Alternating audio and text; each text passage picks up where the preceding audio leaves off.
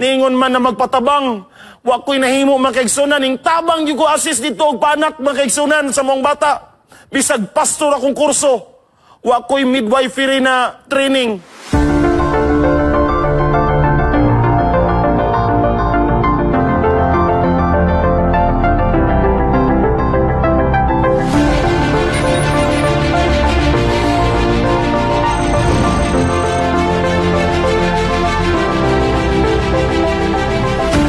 Og niining kagabion, ang atong topiko giuluhan kini og mission-driven careers. Using your passion for God's work. Apan sa dili pa, gihangyo ko kamos pagduko sa mga ulo, magampo tama kapaglao. Diyos sa labing gamhanan, tagiya niining langit og yuta. Diyos na mong ginasimba na manlalalang ug nagmugna niining adlaw ipapahulay. Salamat Ginoong Dios na niining takna makahimo kami sa pagsimba diya kanimo ug pagtuon sa mga pulong ug sa makausapan nagahangyo kami Ginoo palihog. Ipadayon ang paggiya. Dili lang kanako na magsusulti apan sa among mga listeners, mga viewers. Hinaot Lord na ang among topiko karon makapaauhag kanamo sa pag-apil sa buhat. Bisan nagkalain-lain man among propesyon, apan nagato kami, usara among tumong, mao ang pagdaog o gamiling kalag, diha sa imong tila. Pasaylua kami sa mga sala, sa ngalan ni Jesus. Amen.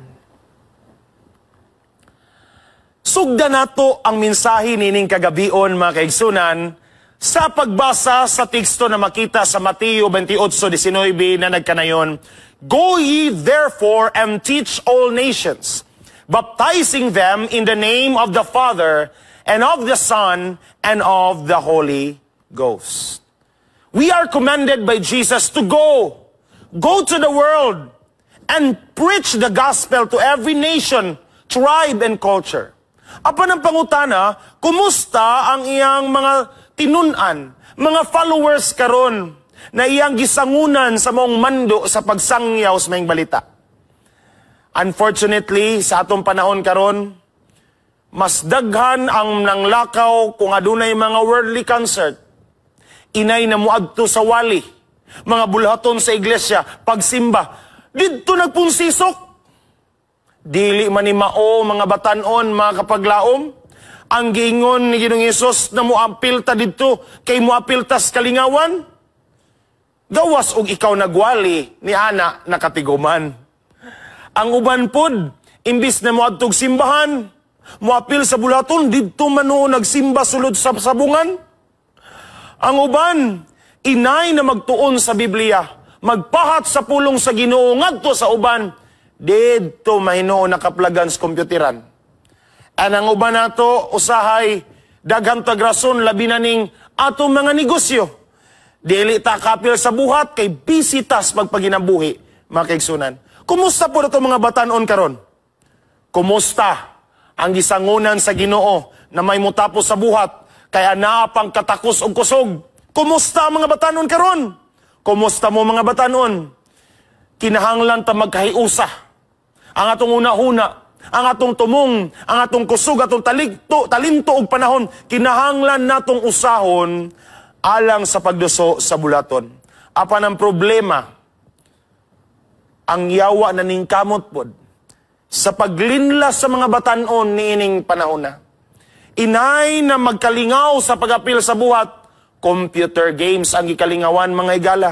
Malangay sa social media, usay di nakabasag Biblia, kay matulog largo, human sa pagdinilar, sa pag-scroll sa Facebook o guban pang mga social media. Yes, daghan karon mga batanon. Halos di na gani kahinomdom sa tekstos Biblia. Pero pangutanag hero sa ML or Mobile Legends, memorize tanang mga ngalan, apil pa ang skill mga higala. Yes, tingalig makaingon ta ang yawa murag successful, murag dako kay agi siyang pagpanintal sa mga batanon aron may divert ang kusog sa mga batanon. Aron ma-divert ang focus sa mga batanon na imbis wapil sa buhat, didto nagkalingaw sa kalibutanon. Mao na siya mga kaigsunan, kinahanglan nato dasigon ang mga batanon. Mga batanon, kinahanglan ta mo lihok, kinahanglan ta mo apil sa buhat. Ayaw pagpalinla sa yawa. You are wanted by God. You are wanted not because na mo'y atraso, but because God wants you to be part of His work. In Christian Service, page 30, paragraph 4, it says here, youthful talent, well-organized and well-trained, is needed in our churches.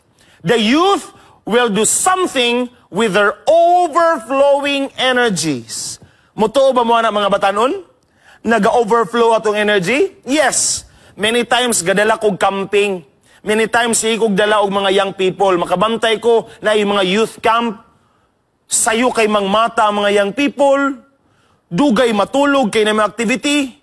Kapoy sibuk adlaw. Pero sa gabi nagsigi pagtabi. Unya matingala ka. Sayo sa buntag. Sayo kay nang gawa sa tent kay mga ligo na. You see, ang mga young people, musukol na pa ni silang hago. Musukol pa ni sila og kapoy. Kay naa pa man ang kusog og may panglawas. Mo nang angay na mapahimuslan sa Dios ang inyong kusog mga batanon. Ayaw ihurot inyong kusog didto sa kalibutanon. Padayon ta sa mensahe. Dadon ko kamo sa sugilanon na makita sa Mateo 4:18. Kini na panahon si Ginoong Hesus misuroy sa baybayon og iyang nakaplagan ang mga tao, ang uban batanon na iyang gitawag aron moapil sa bulaton. Nagingon sa versikulo 18, and Jesus was walking beside the Sea of Galilee. He saw two brothers, Simon called Peter and his brother Andrew. They were casting a net into the lake, for they were fishermen. Nakitaan di ay ni Ginoong Hesus samtang naglakaw-lakaw siya sa baybayon. Nakita niyang duha ka tao mag-igsuon.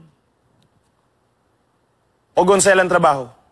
Sila mga mananagat, mga kaigsuonan.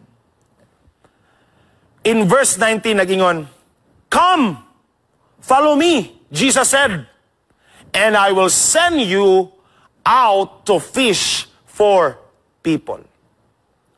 Unang punto, mga kaigsunan, na atong pamalandungan. God calls you to serve even as a youth. Gitawag ta sa Ginoo na moapil sa buhat, magserbisyo sa ato'y sigkatao, bisan sa imong pagkabatanon. Abi ninyo mga kaigsunan, wala man gitawag sa Ginoo silang Peter o Andrew tungod kay mature na sila og ready. Gitawag sila sa Ginoo na naa sila sa ilang kaugalingong kahimtang, samtang nanagat, samtang nanginabuhi. He called them just as they were. Wala pa'y training na agian may tungod sa pag-Bible study. Wala pa ni ka-graduate og theology.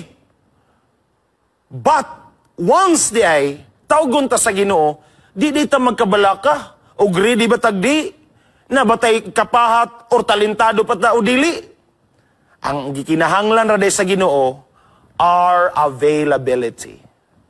Mao na sa Messages to Young People, page 199, young men are wanted. God calls them to missionary fields.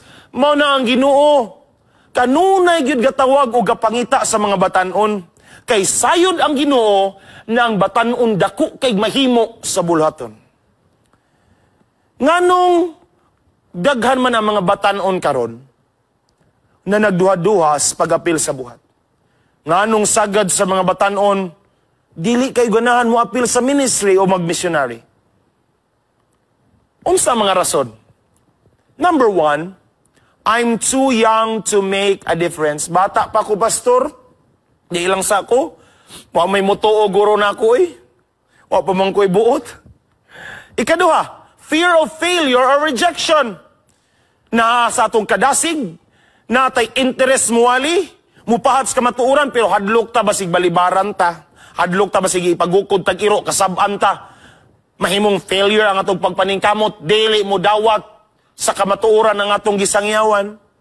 Sunod, pressure from peers to focus only on fun and trends.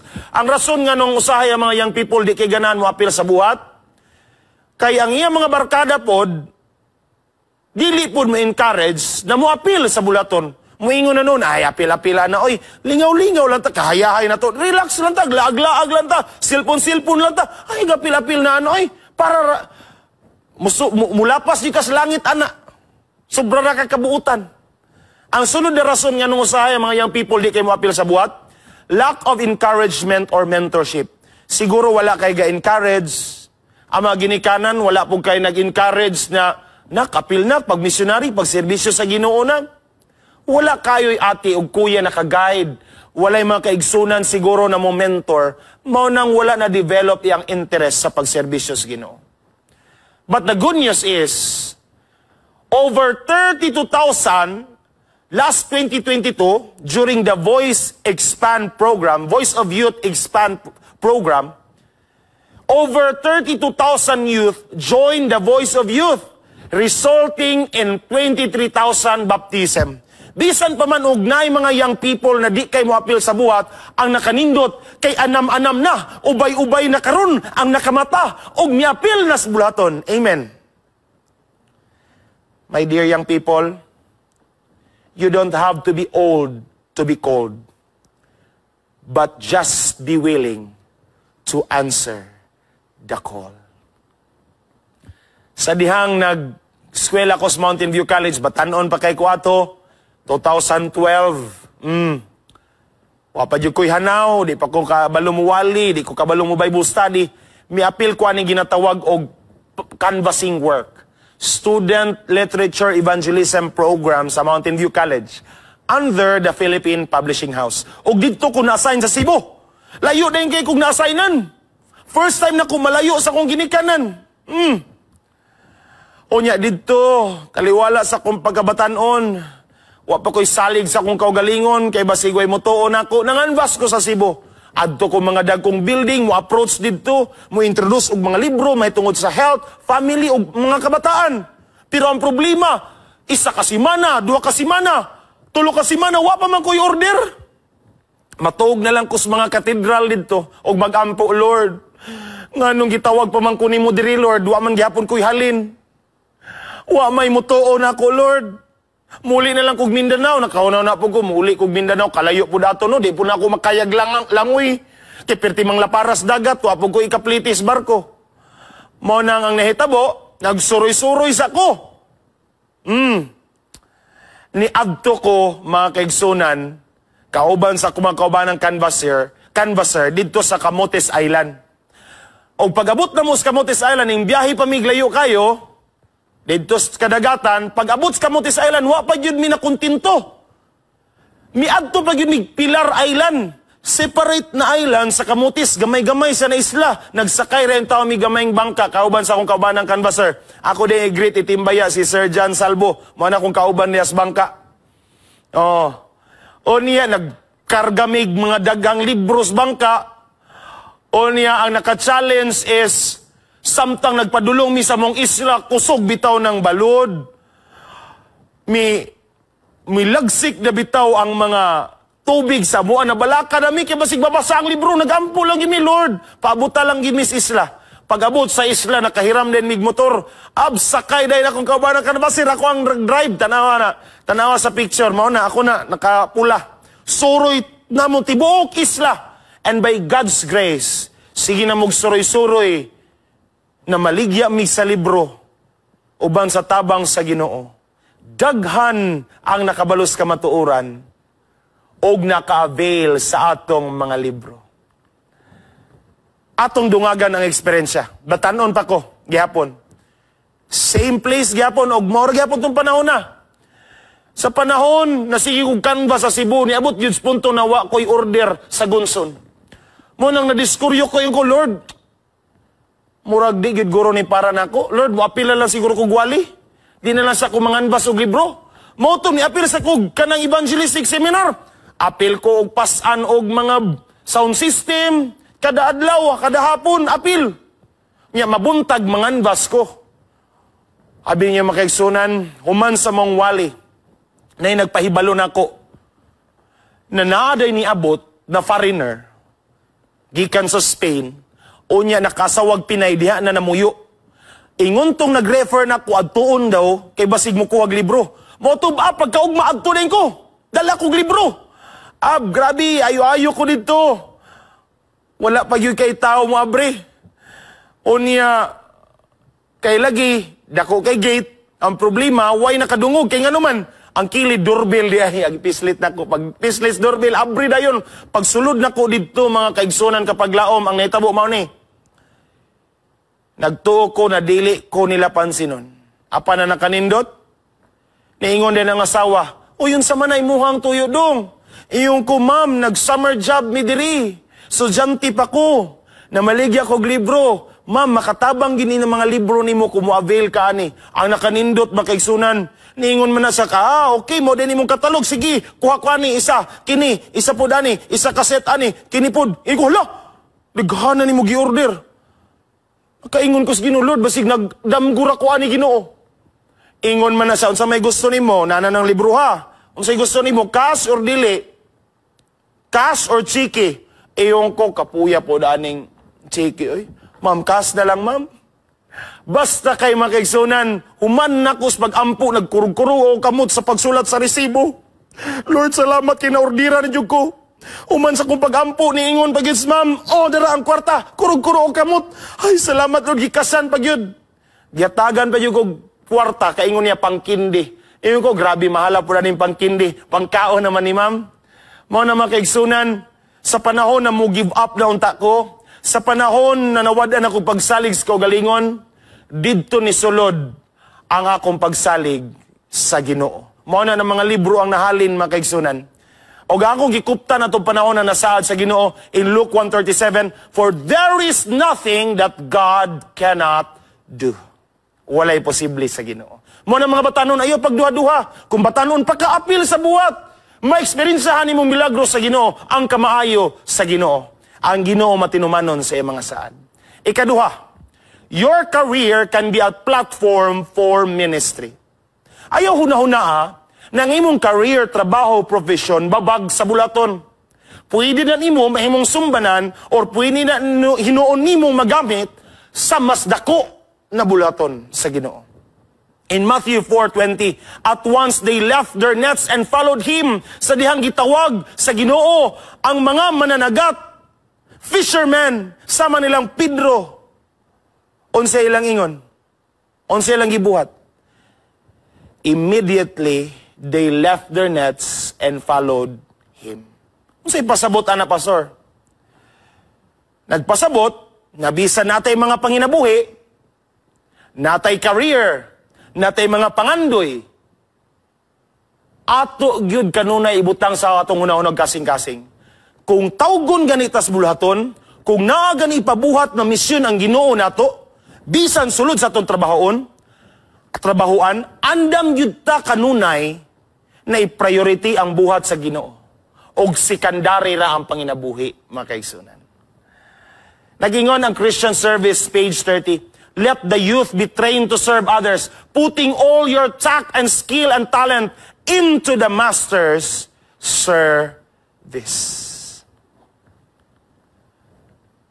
Unsay mga rason nga nung usahay, bisag naatay saktong trabaho, naatay nahuman na kurso, nganong di gyapon ta mo apil sa buhat. Edukado na ta, na natay kaibalo na train na ta, pero nganong di gyapon? Number one reason tingali, believe that only pastors or Bible workers do God's work. Ilahara na sa mga pastor na mga liman, di na ta mo apil, focus lang ta sa panginabuhi. Ikaduha, pressure to earn big over serve big. Siguro pressure ta ba? Kaya daghang tagyapas sa utang, gusto ta mo mulambo sa tong kinabuhi, gusto ta mo improve gamay ang atong standard of living, manang usahay, mas daghan ang sigig paugmad sa kaugalingon, ginagmay ram pagserbisyo sa Ginoo. Ikatulo, misunderstanding that secular work can't be sacred. Siguro magunaon ang uban, na kini akong trabaho ra gyud ni. Di gini pwede mahimong ministre. Kay panginabuhi ra gyud ni. Pero mga batanon, mga kaigsunan, your work is God's mission. Your profession is your weapon alang sa pag-apil sa bulhaton. Ikaw pat, influence from secular role models over Christ-like ones. Siguro, grabe na impluensya nato sa mga tao na kalibutanon na di yun maka-inspire nato na moapil sa bulhaton. Yes. Siguro ang uban ninyo moingon, muundang na lang ko og trabaho kay para makaministry ko. God is not happy to see that we leave our job because of ministry and leave the ministry because of our job. They must go together. Ayaw undang trabaho, oy. Panalangin na, nagyatas, Ginoo na kay panginabuhian. Pero ayaw tuguti na yung panginabuhi, mo hinungdan na di na ka makapil sa buhat. Let your work and the ministry go together. Gani, nag-ingon ang usa ka sapatero, I cobble shoes to pay my expenses, but soul winning is my business. Pagkanindot. Yes, sapatiro ko. Mahimo kong sapatos, mo repair kong sapatos, mo limpyo kong sapatos. Aron makabayad ko sa akong mga expenses, makapalit kong pagkaon. But that is not my business because my business is soul winning. Pagkanindot, mga kaigsunan. In Testimonies for the Church, nagingon din to save souls should be the life work of everyone who professes Christ. Kung moingon ta na Kristiyano ta, follower ta ni Kristo. Our life work is not our job. Our life work should be soul winning.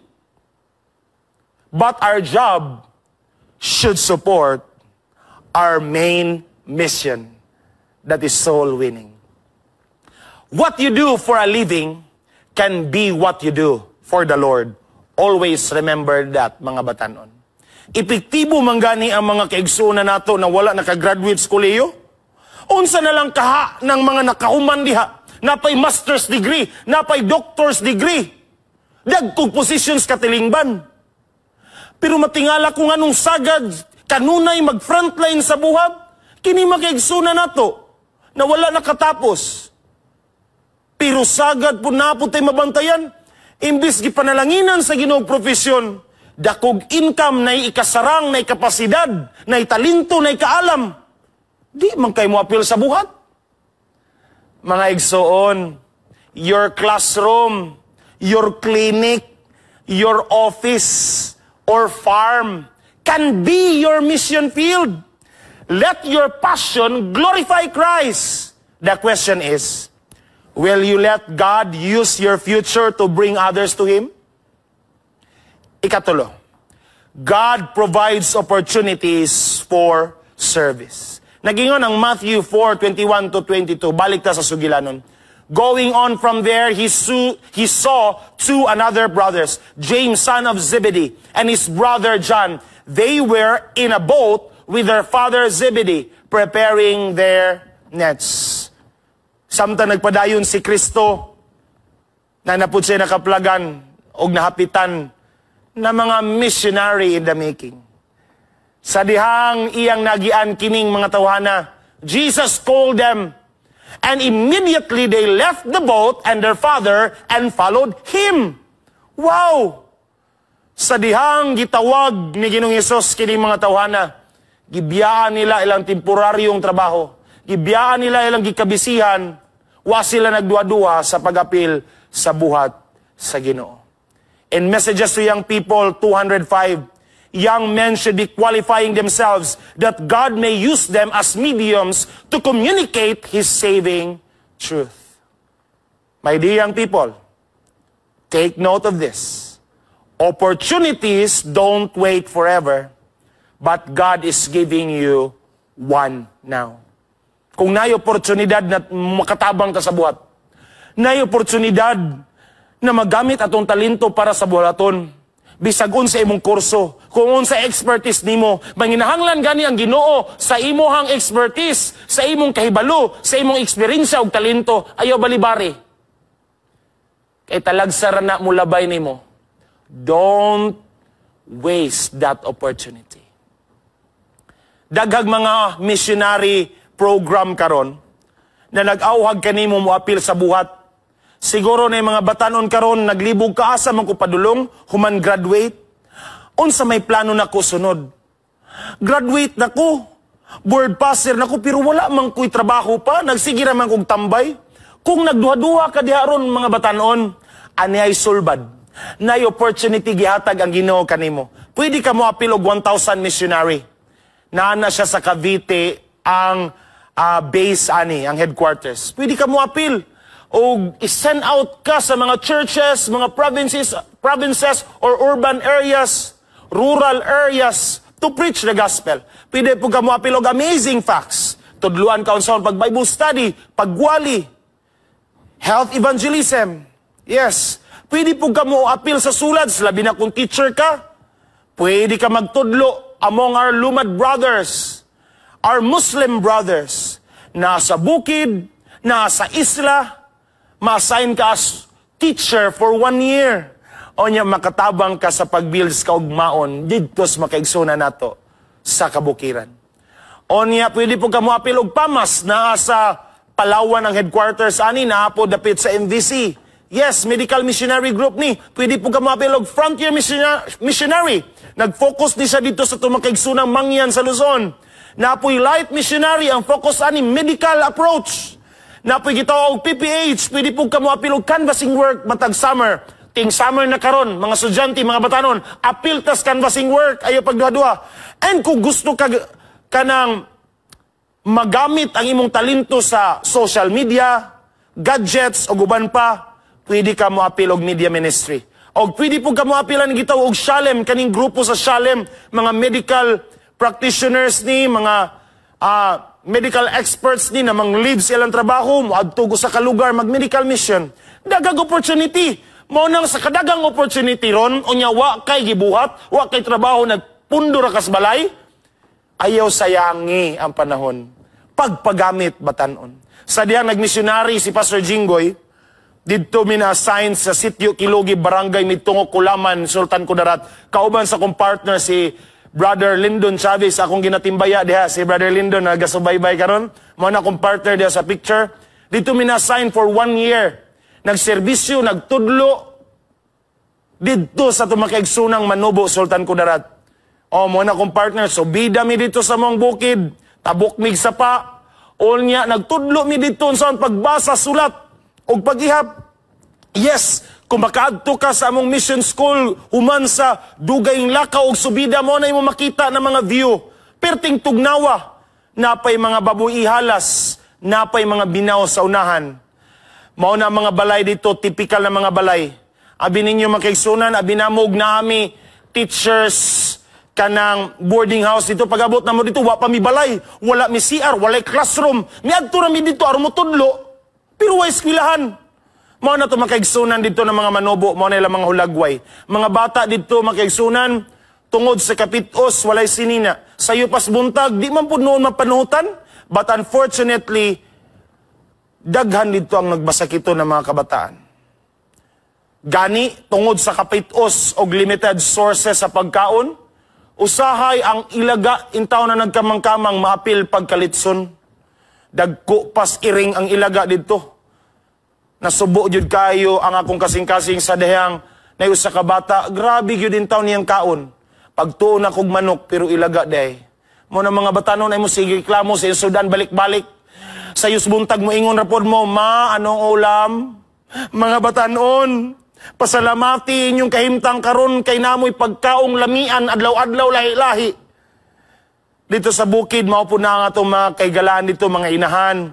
Sayo sa buntag, ang mga bata dito, dili silpo nagigunitan, mangitag karlang, kailang pagkaon karlang. Kung wala sila'y bag, na ay mga sakubag na gamiton, para lang makaskwila bahalag way sinilas. Pero diri sa patag, ang mga batanon, bag-ubag-ug bag, mag-wild sa iyang ginikanan, kung dili mapalitan og branded na bag. Mga bata dito talagsa na lang in town kay makagunit og crayons og lapis. You are so blessed, mga batanon. Ngay magsakit dito, layo sa ospital, among tambalan in town, pinagis herbal na pamaagi. Yes, mao na ang classroom sa akong partner, si Sir Lyndon Chavez. Illustration board rin taon niyang gigamit. Kung muulan, literal yun, basa ang chalkboard, why klase? Usa ka adlaw ni ana na mga nakay, nakulbaan di ko makigsunan, kaya binakog ng anak na. Niingon man na magpatabang, wa ko'y nahimo makigsunan, ning tabang di ko assist dito, og paanak makigsunan sa mong bata. Bisag pastor akong kurso, wa ko'y midwifery na training. Uban sa tabang sa Ginoo, uban sa pag-ampo makigsunan, na pagawas sa tong bata. Nakita niyo bata, perting tambuka. Giputla na mo og pusod, gihikta na kog hilo makigsunan, pinaagi surgical scissor, gibutngan dayon og panyo, isip bigkis. Buhi ang bata by God's grace, gipanganlan og Esther Dumato. Onya mao na ang mananabang. Grabe among kalipay sa pagserbisyo sulod sa isa ka tuig. Naay mga kabataan na pagtuos komunidad na di kabalo basa, pero panahon sa recognition na kabalo nagbasa. Pagkanindot, human sa mong term, hinilakay, ginaksanay sa makigsunan na mo manubo. Mingawon sila pag-ayo na mo, kaya nga naman, giisip na mo silang igsuon kauban sa pamilya. Moapil mi nilag kaon, musabay mi nilag tulog, moapil mi nilag panginabuhi. Yes, gimingaw mi. Apa na bininyo makigsunan? Wala ko nagmahay, nganong niapil ko sa ministry. Ikaw pat, and the last. Blessings received should lead to service. Nagingon ng Matthew 4:19, I will send you out to fish for people. Human gitawag sa Ginoo, silang Pedro, silang Andrew, ingon ang Ginoo, tawgon ka ku kamo dili alang sa pagpanagat og isda. Apan sugod karon managat na kamog tawo. Sa ato pa, kumutawag di ang Ginoo, ayaw expect na wa kay isda na makuha. Ayaw pag-expect na wala kay madaog na miling kalag. Because once God will call you, aduna po'y saad, na daghan po yun ka, og madala sa tilan sa Ginoo. Ayaw pag negatibo. In education, page 271, nagingon, with such an army of workers as our youth, how soon the message of a crucified, risen, and soon coming Savior might be carried to the whole world. God doesn't bless you to impress you, my dear young people. He blesses you to send you. Wala ka panalangin sa Ginoo. Gipahuman og college. Gipaangkon og nindot na trabaho. Aron lang mapanalanginan kasi mong kaugalingon.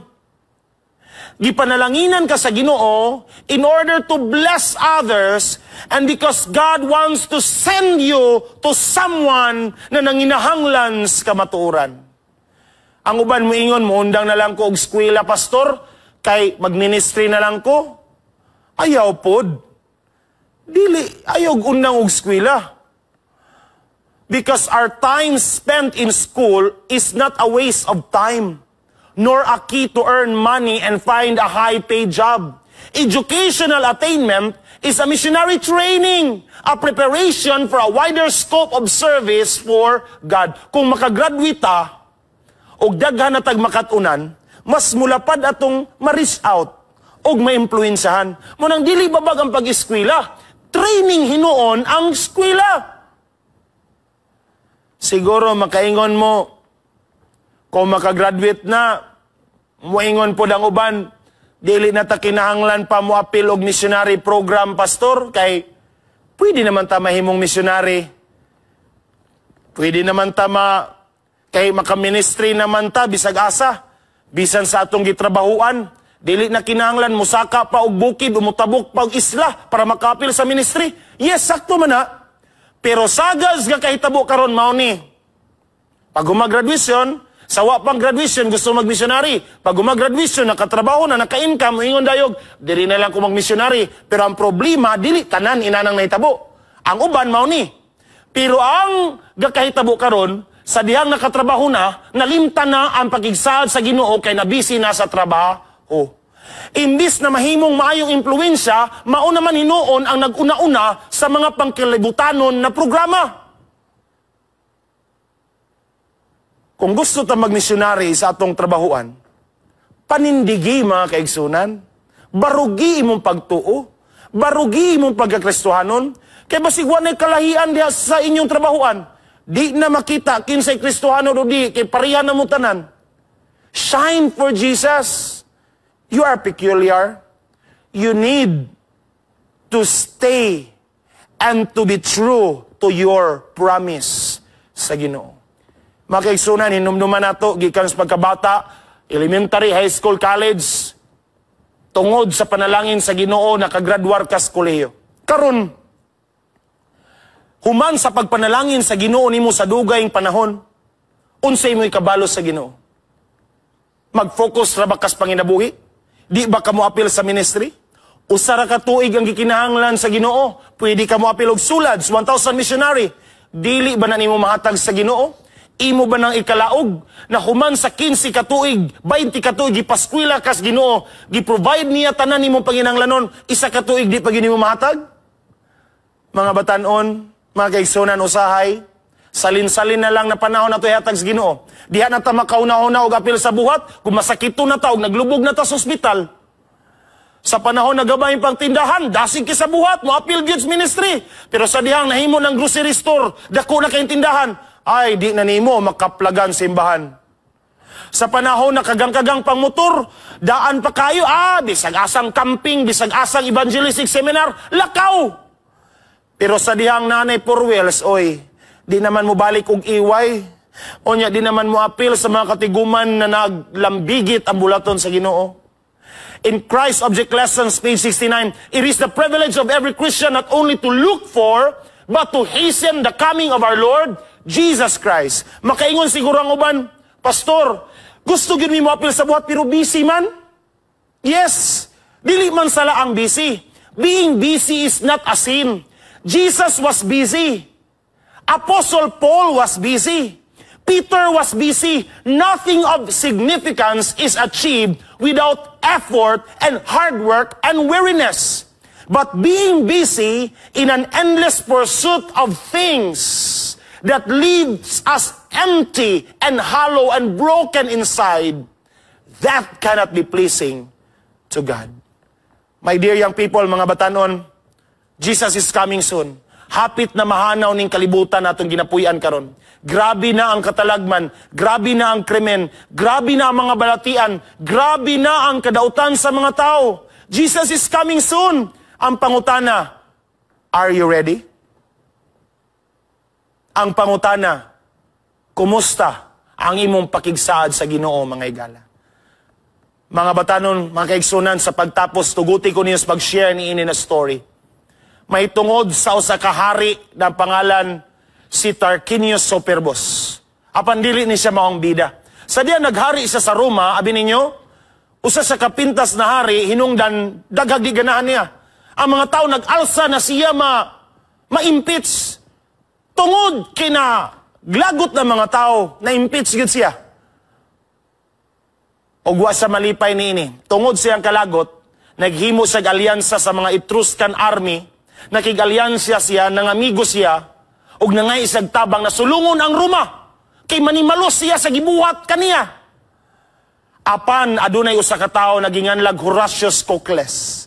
Usa ka sundalo, a Roman soldier. Usara siya nangisog na misugat sa mga Etruscan army kauban si Tarquinius didto sa tulay. Kay usa mo sulod, makasulod gingarian napay tulay, napay sapa. Nya gipugnan ni Horatius na makasulod to mga kalabana. Nanaga na iya makaubanan ng hadlok, pero si Horatius nagpabilin sa tubangan. Nakigbuno sa mga kalaban. Hangtod, niingon si Horatius, tabangi ko ninyo. Gubaan niyong tulay.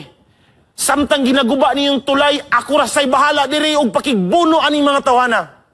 Abi ninyo mga kaigsunan, sa dihang nakigbuno si Horatius, na-inspire po ng ubang sundalo na mutabang. Ni-apil po ng uban sa iyang likod, nakigbuno sa mga kalaban. Ug sa dihang nahugno ang tulay, ni-ambak silang tanan, apil si Horatius sa mong suba. Ug wa nagmalampuson ang kalaban sa pagsakop sa ilang gingarian. Mga kaigsunan, sa atong panahon karon, abi ninyo, ang Ginoo wala na kinahanglan og daghang mga magbubuhat. Ang Ginoo na kinahanglan lag usa na dedicated, passionate to serve the Lord. Kay kabalo ang Ginoo na kung magdasig ta, magpagamit ta sa Ginoo bisag nag-inusara rata, makatakod ra unya ta ug daghan unya tag maimpluwensyahan sa pagsangyaw sa maayong balita. Mga batanon, ang ako pangutana, are you willing to be part of God's work? Gusto ba kang mahimong missionary? Gusto ba kang moapil sa kadaugan sa Ginoo sa iyang pagbalik? Pagpagamit sa bulaton, samtang may panahon pa. Pagpagamit sa buhat, samtang kusgan pa ka. Pagpagamit sa buhat, mintras ligon pa imong lawas, mga higala. Kay kung matigulang na ta, wala na. Puros na lang tas maghandom o pagmahay. Muna mga batanon, serve the Lord while you are still young. O dili ka magmahay, you will experience real joy, satisfaction, na imong madala hangtod sa imong kamatayon. Ang Ginoo magapanalangin kanatong